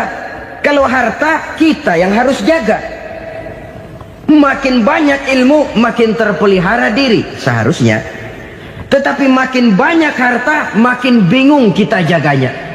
Sampai kadang-kadang kalau perlu seluruh keliling rumah dipasangi alarm. Belum cukup disewakan anjing besar-besar, pasang di depan pintu, awas anjing galak. Masih belum cukup juga cari centeng tukang-tukang kepruk jaga rumah. Masih terasa belum aman, padahal rumahnya dikelilingi tembok besar. Di balik tembok ada pintu-pintunya tebal. Di balik pintu itu terbuka masuk kamar, kamar pun ada pintunya, pintunya pun kuat. Masuk ke dalam kamar ada lemari, lemarinya pun pintunya kuat, dikunci, kuncinya pun kuat. Tapi terhadap seluruhnya yang timbul cuma sekedar was-was saja. Kesimpulannya sekali lagi, tanpa harta orang memang sulit untuk bahagia. Tapi harta semata-mata tidak merupakan jaminan orang akan bahagia. Dengan hati yang luas, itu modal utama untuk mencapai kebahagiaan hidup. Orang yang hatinya luas, saudara-saudara, punya hati yang lapang, melihat kenyataan hidup ini, dia bersyukur senantiasa kepada Allah. Lantas tidak timbul hasud dan iri hatinya. Oleh karena itu, jiwanya selalu lapang. Kalau tidak, cupik hati namanya. Dangkal pandangan, tidak senang melihat orang lain dapat nikmat, dan itu sering dijadikan contoh. Kalau orang yang lapang dada, dia lihat tetangganya beli TV baru, dia berkata, "Alhamdulillah ya, tetangga kita beli TV, mudah-mudahan kita bisa ikut nonton." Lapang dadanya. Tapi orang yang sempit hati, lihat tetangga beli televisi, meriang. Enggak diapa-apain, meriang. Besoknya dengar tetangga beli motor, makin sakit, ke rumah sakit. Lalu di rumah sakit dengar tetangganya beli mobil, mati. Disiksa oleh perasaannya sendiri. Orang kalau hati sudah sempit dalam hidup, kemanapun dia pergi, sempit rasanya medan kehidupannya. Kemudian kita melihat juga ada orang yang menilai bahwa bahagia itu katanya kalau punya kedudukan yang tinggi, pangkat yang agung, wibawa yang besar. Mungkin betul, tapi mungkin juga tidak. Bergantung kepada hati orang yang punya pangkat itu. Sama dengan harta tadi. Harta akan membawa bahagia kalau dia jatuh ke tangan orang yang berhati lapang. tapi harta akan jadi bencana kalau jatuh ke tangan hati orang yang sempit. Pangkat akan membawa bahaya kalau jatuh di tangan hati orang yang sempit. Lebih dari itu, kenyataan mengajarkan kepada kita bahwa ternyata pangkat dan jabatan tidak selamanya memberikan kebahagiaan dalam kehidupan. Bahkan resikonya kelewat besar. Beberapa bukti kita bisa ambil dari para pemimpin dunia yang menjadi korban lantaran pangkat dan jabatan yang disandangnya. Saudara ingat Presiden Abraham Lincoln dan John Kennedy dari Amerika? Dibunuh orang.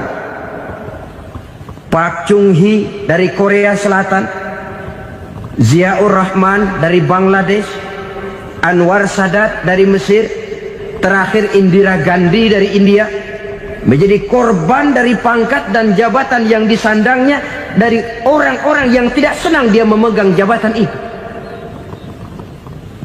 Dia akan mudah mengundang bencana, sehingga pantas kalau seorang presiden terkemuka Amerika, Harry Truman namanya, dia mengatakan jabatan presiden itu, kata dia, seperti orang nunggang macan, naik macan. Harus kita taiki, kalau enggak dia bakal nerekam kita, ngeri katanya.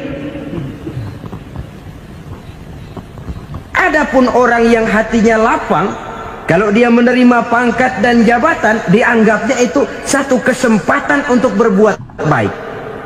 Tapi orang yang berhati sempit, menerima pangkat dan jabatan, bukan kadang-kadang menerima, malah berusaha setengah mati mencapai dengan segala cara. Kalau perlu jilat atas, jilat atas. Jadi golongan sumuhun dawuh. Jadi kelompok kulon nuwun, yes sir, yang kerjanya cuma oke bos.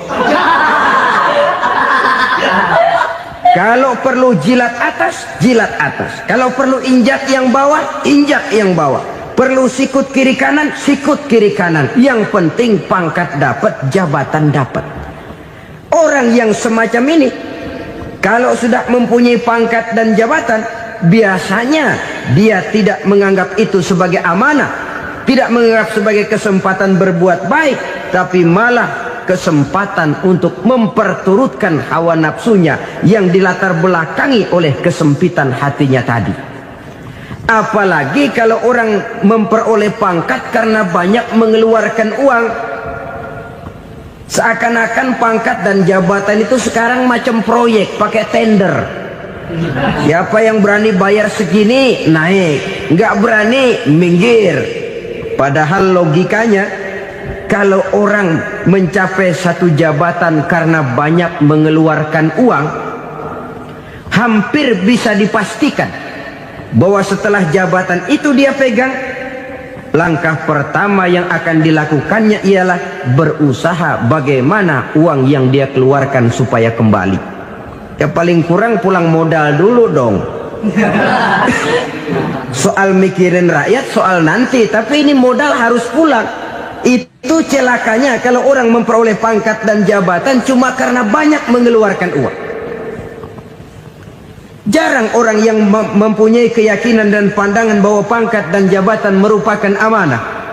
Jadi sekali lagi, pangkat dan jabatan mungkin saja membawa kebahagiaan kalau jatuh ke tangan orang yang berhati lapang.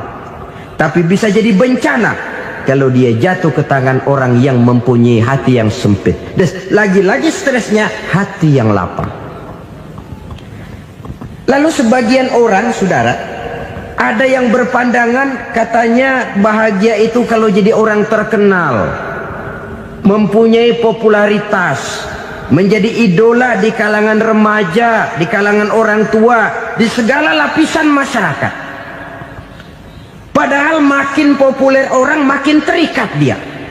Ya kalau macam kita ini kan nggak punya nama, nggak populer, tengah malam buta mau nongkrong di warung Tegal aman. Tapi pangkat, jabatan, kedudukan, popularitas menyebabkan kita diikat dengan berbagai macam peraturan. Cuma mandi sama ke WC saja yang nggak dikawal.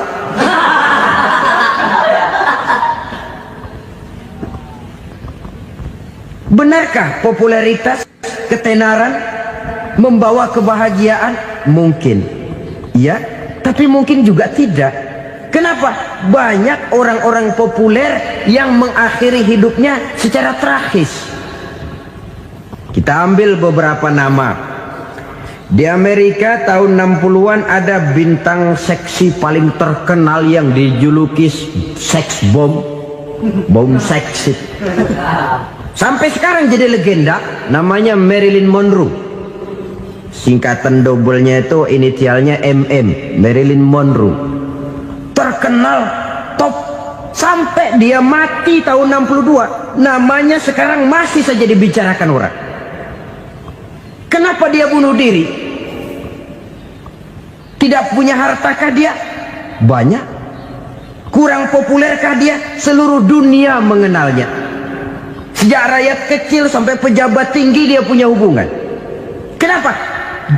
Jenuh. Dia terlahir dalam keadaan yatim. Setelah itu tidak lama dia berangkat remaja, ibunya meninggal. Pindah dari wanita asuh ke wanita asuh sampai 12 orang ibu angkatnya. Dan kekecewaan yang paling parah, setiap laki-laki yang dekat dengannya hanya seperti kapal berlabuh. Datang dan pergi silih berganti. Padahal dia merindukan seseorang yang bisa melindungi hidupnya. Dia rindukan itu dan dia tidak pernah menemukan. Itu yang akhirnya menyebabkan dia minum pil tidur kelewat dosis, minum obat tidur kebanyakan, ya tidur terus sampai sekarang.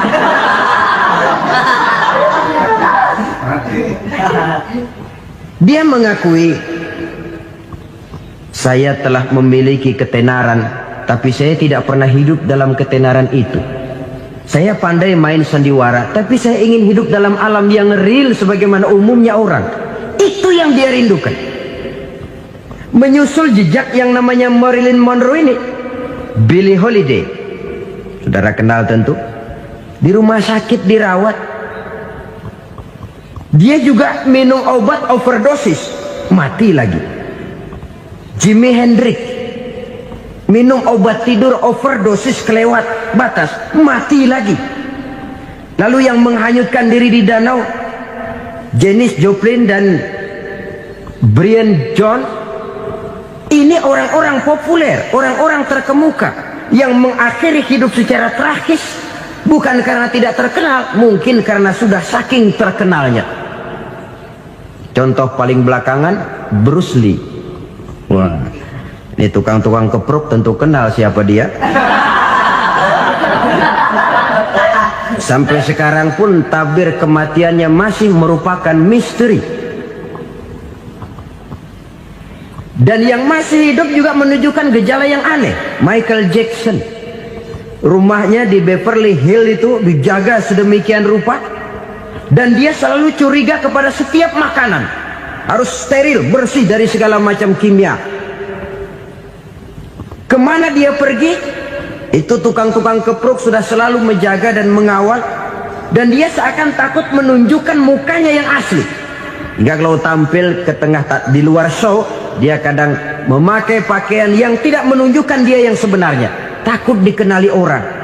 Ternyata popularitas sering jadi momok yang meracuni kehidupan manusia.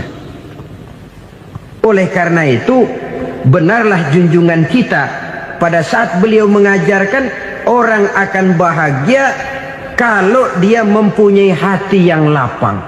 Nah, sekarang masalahnya untuk mendapatkan hati yang lapang, caranya bagaimana? Kita kembali kepada konsep Quran. Allah mengajarkan, ala inna bi dzikrillahi tatmainnul qulub. Ketahuilah bahwa dengan banyak mengingat Allah, hati akan tenang, jiwa akan lapang. Dengan kata lain, dekat dengan agama, merasakan kehadiran Allah dekat dalam hidup. Itu muara pertama untuk mencapai hati yang lapang. Ala inna bi dzikrillahi tatmainnul qulub. Jangan macam orang sekarang ingin mendapatkan ketenangan lalu tapak di puncak gunung, di gua-gua, di tempat sepi. Iyalah kalau nggak ada ular. Kalau tergigit ular berbisa, ketenangan belum, mati jelas itu. Islam positif untuk mendapatkan ketenangan. Ala inna bizikrillahi tatmainnul qulubi. Bahwa ketahuilah bahwa dengan banyak mengingat Allah, hati akan tenang, jiwa akan lapang, nuansa pikiran akan luas. Karena yang namanya bahagia ada dimanapun manusia berada. Di kampung ada bahagia, di kota ada bahagia, di ngarai, di lembah, di gunung, di hutan, di lautan, di angkasa luar, dimanapun bahagia itu ada kalau kita bermodalkan hati yang lapang ini. Dan hati akan lapang kalau kita dekat dengan agama.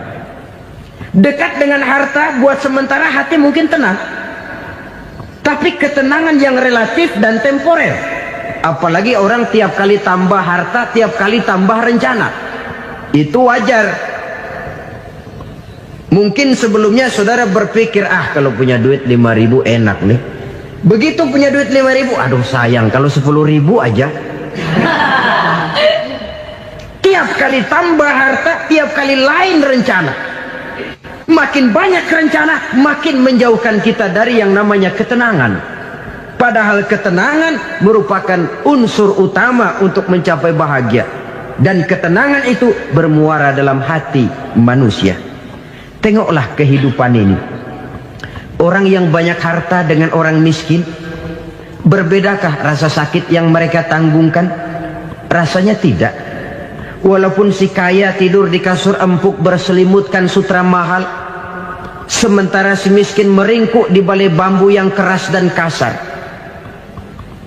Apabila maut datang, dia juga tidak pernah pilih bulu.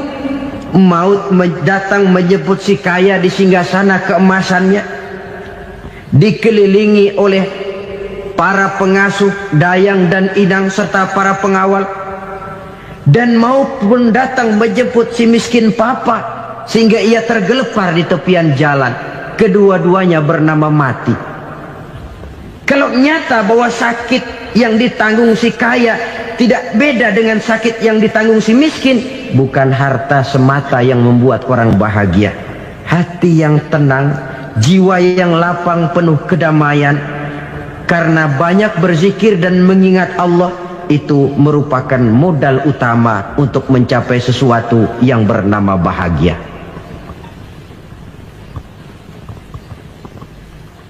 Saudara hadirin yang saya hormati, inilah yang pertama dari 4 ciri yang digambarkan oleh Nabi tentang tanda-tanda orang bahagia.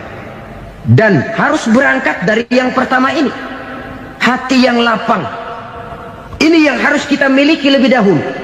Baru nanti akan menyusul kepada poin yang ketiga, kedua, dan selanjutnya.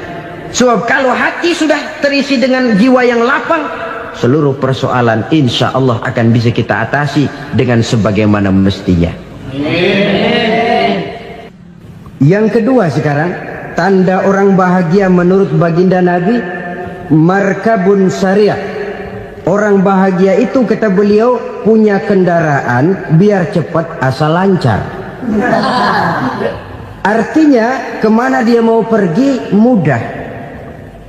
Apa maksud hadis ini? Kalau kita kaji lebih dalam, kendaraan itu kan alat transportasi.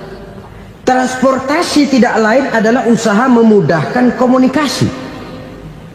Pindah dari situ kepada teori bahwa manusia adalah zon political, makhluk bermasyarakat yang tidak bisa memenuhi kebutuhan hidupnya secara sendirian. Kita memerlukan keberadaan orang lain dalam kehidupan ini.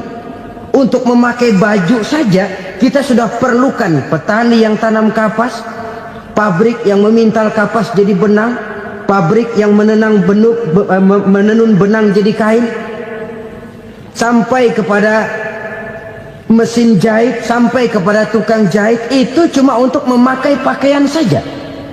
Tidak seorang pun di antara kita yang sanggup memenuhi kebutuhan hidupnya secara sendiri. Kita perlu orang lain. Maka kebebasan dalam arti mutlak, kebebasan tanpa batas, itu tidak mungkin ada dalam kehidupan. Karena kita mengadakan yang disebut interaksi sosial. Setiap kegiatan kita tentu melibatkan orang lain. Menurut kita barangkali kita bebas jalan di jalan raya semaunya, tapi orang lain berkendaraan pun merasa bahwa ini ada juga jalan haknya, dan begitu selanjutnya. Oleh karena itu, maksud dari kendaraan yang cepat ini adalah khulata'uhu ma'as solihin. Lingkungan pergaulannya terdiri dari orang-orang soleh. Pergaulannya luas. Kemana dia pergi ada temannya. Kesulitannya ada tempat dia cerita.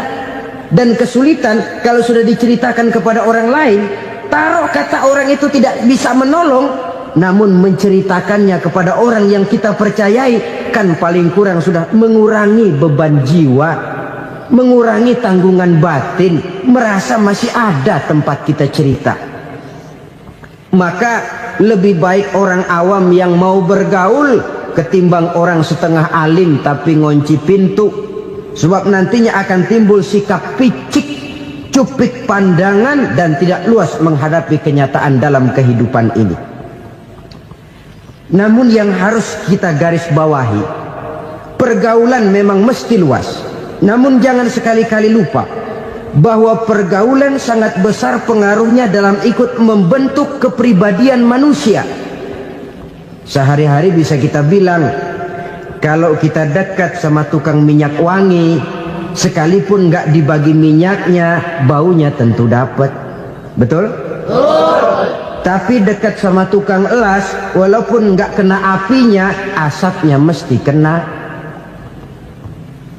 Kalau Syauqi mengatakan lebih jelas lagi, man asyaral asyrafa asya musyarrafan wa muasyiral anzali ghairu musyarrafin. Awalam taral jildal hakira muqabbalan bisagri lamma sara jildal mushaf. Siapa yang bergaul dengan orang mulia, dia bakal ikut menjadi mulia. Tapi siapa yang berteman dengan orang hina, dia tidak bakal ikut menjadi mulia. Tidakkah kau lihat, kata Syauqi, kulit kambing yang hina pun dicium orang ketika menjadi kantong Quran. Kulit kambing hina, kalau dia sendirian gak ada yang mau cium. Tapi begitu dia bergaul dengan Quran, menjadi kantong Quran, dipakein minyak wangi, ditaruh di tempat yang tinggi, mau diambil dicium dulu, dibawa dengan penuh hormat dan hati-hati. Kulit kambing yang hina lantaran berteman dengan Quran, numpang mujur. Tapi coba lihat kalau kulit kambing berteman dengan kayu, jadi beduk, habis. Zohor dikemplang, asar dipukul. Itu pun sedikit saja, cuma salah milih teman. Yang temannya Quran dihormati orang, yang temannya kayu lantaran jadi beduk, gelap-gelap subuh orang udah kemplangnya.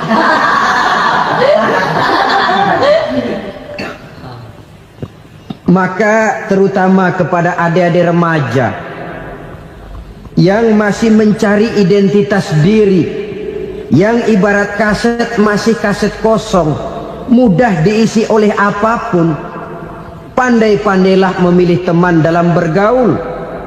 Karena banyak orang yang tadinya baik-baik, ketika terseret dalam pergaulan dengan orang yang tidak baik, kebaikannya menjadi lentur dan luntur.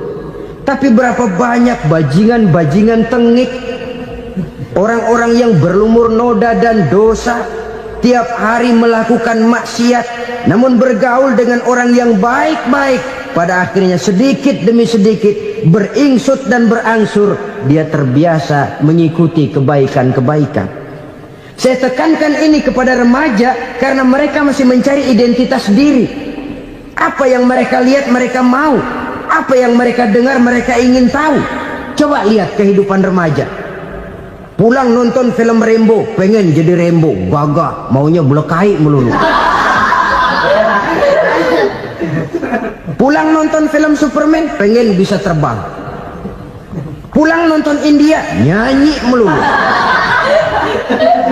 Wajar, mereka masih mencari identitas diri. Saya ini sebenarnya siapa? Lingkungan, pergaulan akan membentuk itu. Karena itu pandai-pandailah bergaul, karena ia sangat besar pengaruhnya dalam ikut membentuk kepribadian manusia.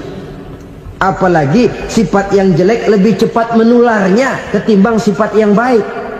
Sifat yang baik, watak yang soleh itu lambat sekali untuk menular.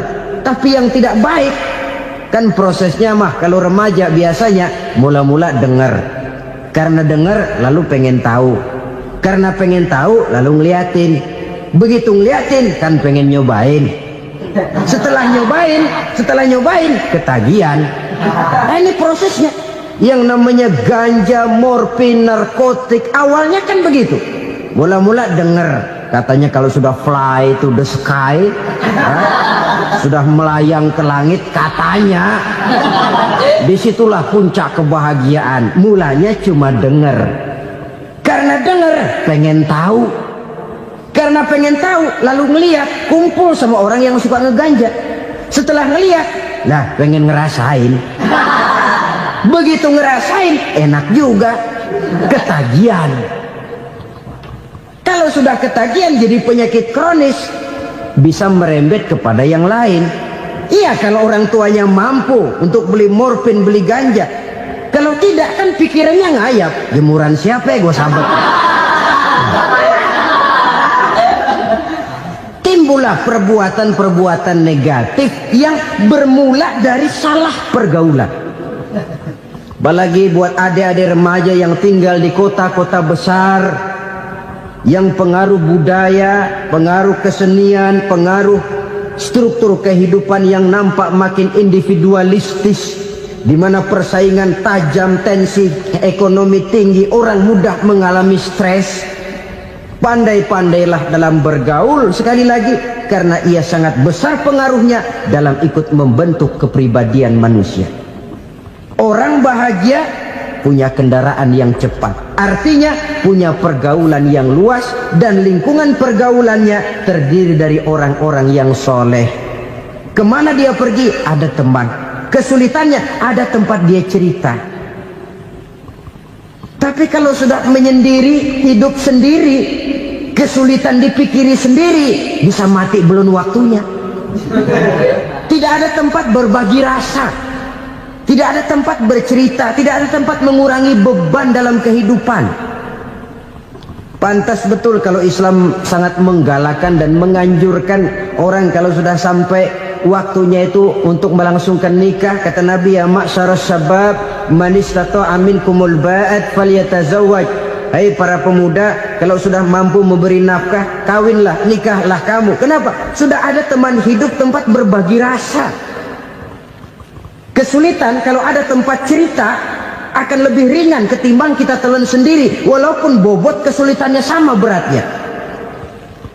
Saudara-saudara kaum muslimin rahimakumullah, inilah ciri yang kedua, punya kendaraan biar cepat asal lancar. Kemana kita mau pergi gampang. Dengan kata lain, setelah hati yang luas, pergaulan yang luas. Dua. Yang ketiga sekarang, tanda orang bahagia itu menurut Nabi, misbahun mudhi'un, punya lampu yang terang. Oh, itu enggak problem. Sekarang sudah zamannya listrik masuk desa, Pak. Lampu sudah terang semua. Betul, kalau itu yang dimaksud. Tapi tidak cuma itu. Karena lampu yang dimaksud di sini, lampu yang akan menerangi seluruh perjalanan hidup.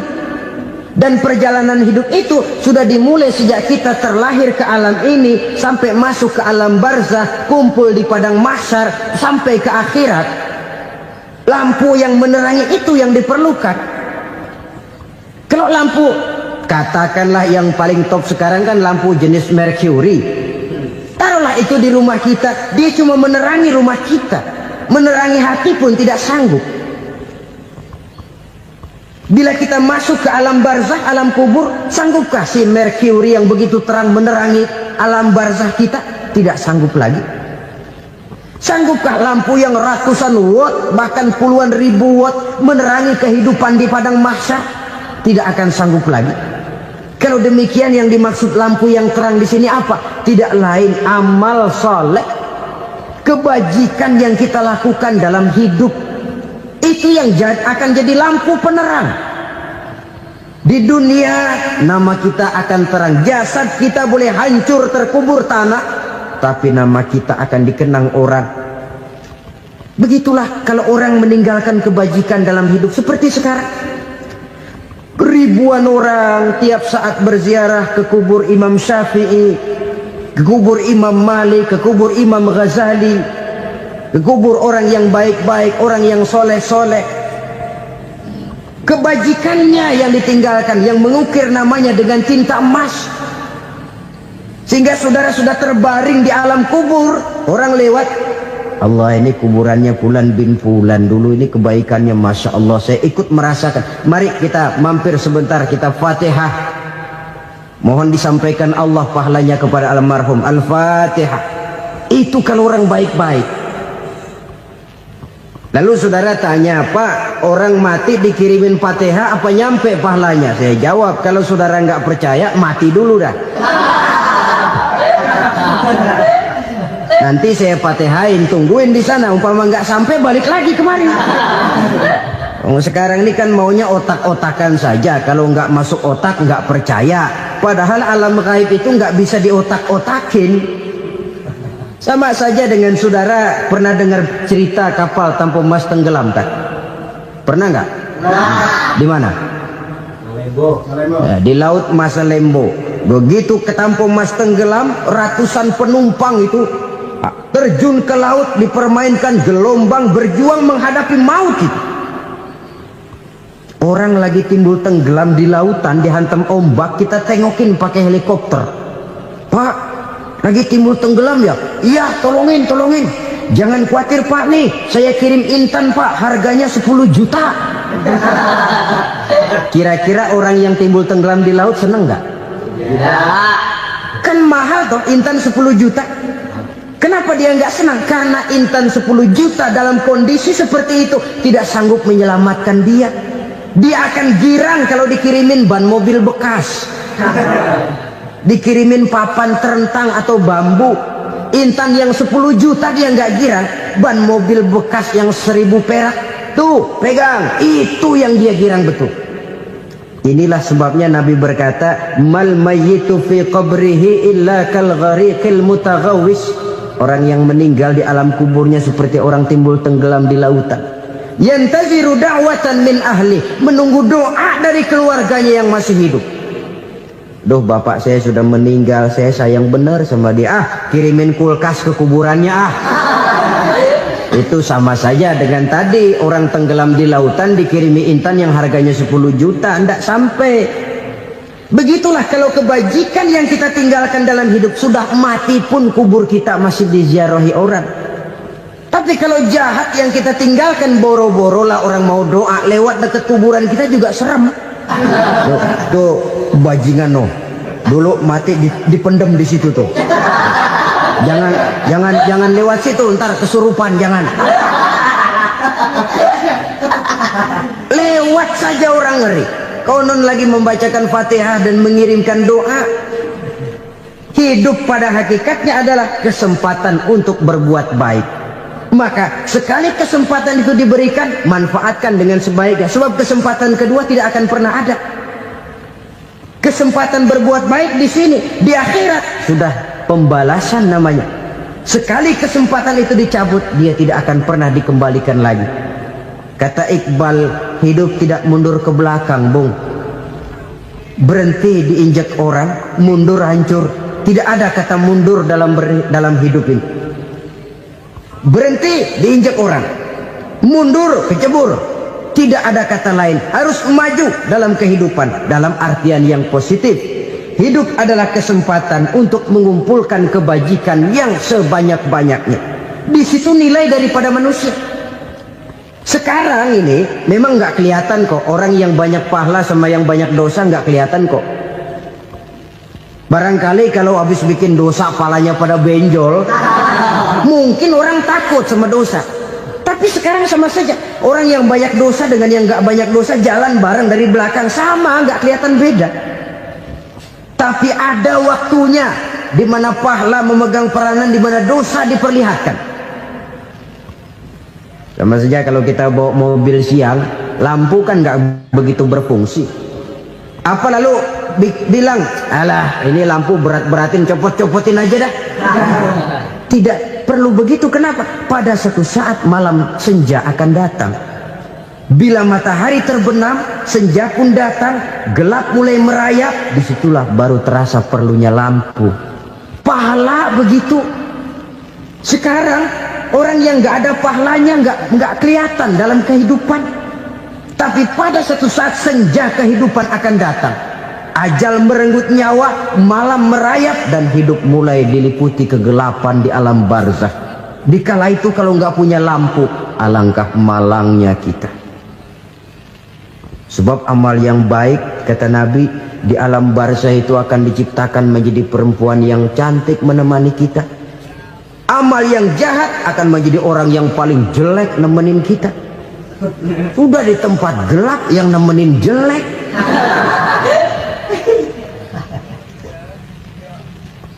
Kaum muslimin rahimakumullah.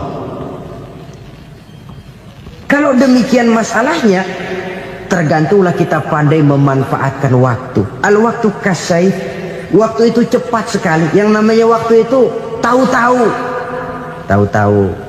Udah tahun 87. Tahu-tahu. Udah begitu. Tahu-tahu. Yang kemarin anak-anak, sekarang udah pada punya anak. Tahu-tahu saja itu. Begitu cepat waktu berlalu. Kalau tidaklah pandai kita memanfaatkannya, akan rugi kita. Nabi bersabda, "Man kana yaumuhu khairun min amsihi fahuwa rabih." Barang siapa yang hari ini lebih baik daripada hari kemarin, itu orang untung. Hari ini lebih baik daripada kemarin.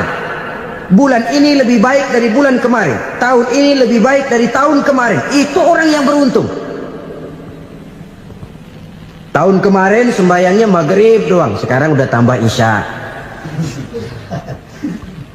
Tahun kemarin cuman Idul Fitri aja ngancem bener, sekarang udah tambah Jumat, lalu tambah lagi maghrib, tambah lagi isya, dan selanjutnya. Hari ini lebih baik daripada kemarin, itu orang yang beruntung. Wa man kana yaumuhu mislu amsihi fahuwa khasir. Lalu barang siapa yang hari ini sama saja dengan hari kemarin, itu orang rugi. Hari ini sama dengan kemarin, rugi itu. Bulan ini begitu, bulan kemarin begitu, tahun ini begitu, tahun lalu juga begitu. Rugi itu orang. Rugi apa? Rugi umur. Umur tambah, amalan gak pernah tambah. Dan saya pikir lebih merupakan azab ketimbang nikmat kalau orang dikasih panjang umur cuma untuk numpuk dosa. Mending mana? Panjang umur banyak dosa sama pendek umur dikit dosa? Mending mana? Mending mana? Ya, paling mending tentu panjang umur banyak pahala. Tapi kalau tidak, sekali lagi, lebih merupakan azab ketimbang nikmat kalau orang diberikan panjang umur tapi cuma untuk sekedar menumpuk dosa. Kehilangan kesadaran bahwa dunia bukan terminal akhir dari satu perjalanan. Dia cuma halte di mana kita berhenti sebentar untuk menuju kepada terminal yang hakiki. Saudara-saudara kaum muslimin rahimakumullah. Inilah lampu yang akan menerangi kehidupan. Amal yang kita lakukan di dalam kehidupan. Jadi yang dimaksud dengan lampu yang terang, kebajikan yang kita kerjakan dalam hidup. Nah, setiap orang di awal tadi saya bilang ingin bahagia. Bahagia itu kan hakikatnya kumpulan senang dan selamat. Senang, selamat. Apa bedanya? Senang tapi tidak selamat, nggak bahagia. Selamat tapi nggak senang, nggak bahagia orang. Contoh, kalau orang korupsi, duitnya banyak, senang dia, tapi keselamatannya. Ada tentara baris di samping rumahnya udah bingung, padahal tentara latihan. Tentara cuma latihan, dia bingung. Senang, tapi karena keselamatannya tidak terjamin, dia tidak bahagia. Sebaliknya pegawai negeri jujur benar, cuma segaji-gajinya, selamat nggak korupsi, tapi melarat, ya nggak bahagia juga, kurang senang. Kesenangan dan keselamatan untuk dunia saja, ya sekali lagi, kalau cuma sekedar untuk dunia saja, bisa dibeli pakai uang. Bisa dibeli pakai uang. Saudara ingin selamat, bisa dibeli pakai uang. Saudara ingin senang, bisa dibeli dengan uang. Tapi setelah mati, masuk ke alam barzah, habis kekuasaan uang. Nggak bisa lagi beli keselamatan pakai uang. Tidak mungkin lagi membeli kesenangan dengan uang. Di situ pahala yang megang peranan. Makin banyak pahala, makin banyak saham untuk membeli kesenangan dan keselamatan, untuk memperoleh yang namanya bahagia. Dan jangan lupa loh, di alam barzah kita nggak sebentar, menunggu datangnya kiamat. Loh iya, kalau kita begitu dikuburin terus kiamat datang, untung. Tapi kalau masih harus 1000, 2000, puluhan ribu tahun yang akan datang, dalam satu penantian yang begitu lama, tanpa saham untuk memperoleh kebahagiaan, satu kemalangan yang tidak ada pernah putus-putusnya. Janganlah tergelincir oleh kebahagiaan sebentar yang menipu dengan mengorbankan kebahagiaan hakiki yang berjangka panjang. Apa artinya senyum sejenak kalau harus ditebus dengan tangis seumur hidup? Biarlah kita minum jamu, pahit memang, getir memang, tapi kan besok badan sehat. Daripada sekarang minum sirup, manis memang, enak memang, tapi bibir pada jontor besoknya. Sirawan, batuk, nggak karu-karuan.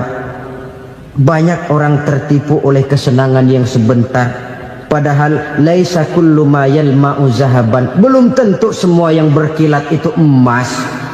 Belum tentu semua yang gemerlap itu intan. Karena itu, marilah manfaatkan kesempatan yang diberikan Allah ini untuk mengumpulkan kebajikan yang sebanyak-banyaknya. Yang terakhir sekarang, yang keempat, tanda orang bahagia kata Nabi. Zaujatun salihah. Orang bahagia itu tanda yang keempat kata Nabi, punya istri biar cakep asal taat. Udah surga itu gitu. Cakep taat. Istri kayak gitu, kalau belum mati jangan dikuburin dulu. Sudah cakep taat lagi. Tapi kadang-kadang enggak, udah jelek ngadat melulu. Apa yang mau dipilih? Sebab itu Quran mengatakan istri pakaian untuk suami, suami pakaian untuk istri. Kenapa suami istri diibaratkan pakaian? Alangkah tingginya gaya bahasa Quran ini. Suami istri teman hidup, hidup perjalanan panjang. Sejak kita dalam rahim sudah ada hidup kan di sini. Sampai ke alam dunia, masuk ke alam barzah, kumpul di padang mahsyar, sampai menuju akhirat, itu perjalanan hidup. Carilah istri atau suami teman hidup yang membawa manfaat tidak hanya kehidupan di dunia ini, sampai di alam barzah, sampai di padang mahsyar. Suaminya mungkin meninggal lebih dulu, atau istrinya mungkin meninggal lebih dulu, tapi suami atau istri yang masih hidup berbuat kebajikan. Suami saya meninggal, ada hartanya, saya sedekahkan, niat pahala untuk almarhum suami saya. Ini teman hidup. Tidak dibatasi dan tidak bisa dipisahkan oleh maut sekalipun. Zohirnya mungkin pisah, badannya mungkin pisah, tapi hatinya, jiwanya, kebersamaannya dalam menghadapi kehidupan. Karena itu, saudara-saudara, bahasa Quran indah. Suami istri diibaratkan seperti pakaian. Apa fungsi pakaian? Pertama, pakaian jadi kebanggaan. Artinya suami harus menjadi kebanggaan istri, istri harus jadi kebanggaan suami. Yang kedua, pakaian itu kan fungsinya menutup aurat. Artinya sesama suami istri harus saling menjaga kekurangan masing-masing. Jangan malah sesama suami istri saling membongkar rahasia dan aibnya sendiri-sendiri.